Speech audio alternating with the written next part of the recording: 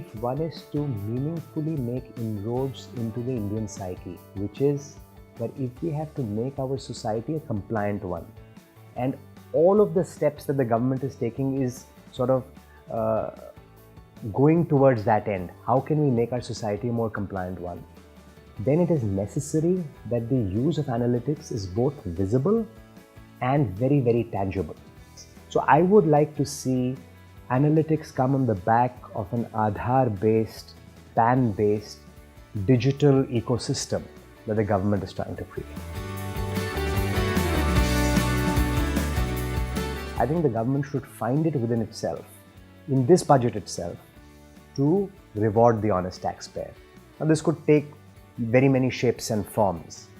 You could cause the tax rate to go down. You could cause the maximum marginal tax rate to go down. You could cause an increase in the exemption limit if you want to make it more equitable for the smaller taxpayer. You could indicate very clearly a direction for reduction of tax rate. So for example, you could say something like the tax rate for 2017-18 will be down to 30%, cancelling all the surcharges, and then the tax rate for 2018-19, if all goes as per plan, will be 27.5%.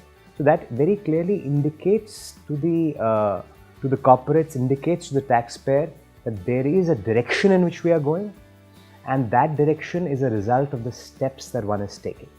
That also helps foreign investors particularly to plan their entries into India if we are going to make a large economic shift from an unorganized format to a more organized format, to more larger business kind of formats. Then it follows that the result of that economic event will be that employment may drop. Hence, the government needs to take action both in the form of spends in the budget, which is government funded projects, private-public partnership projects. So both in the form of those kind of projects, which will then generate employment in the economy.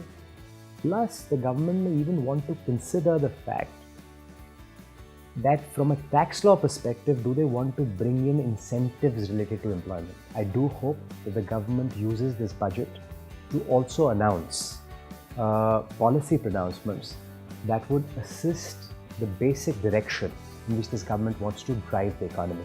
The basic direction being larger investments in the country, a smart ecosystem for startups to exist and prosper, getting meaningful, substantial FDI in areas where FDI has not come in before, and promising an easier regime for the honest taxpayer, coupled with a dramatically swift and powerful regime against the dishonest taxpayer.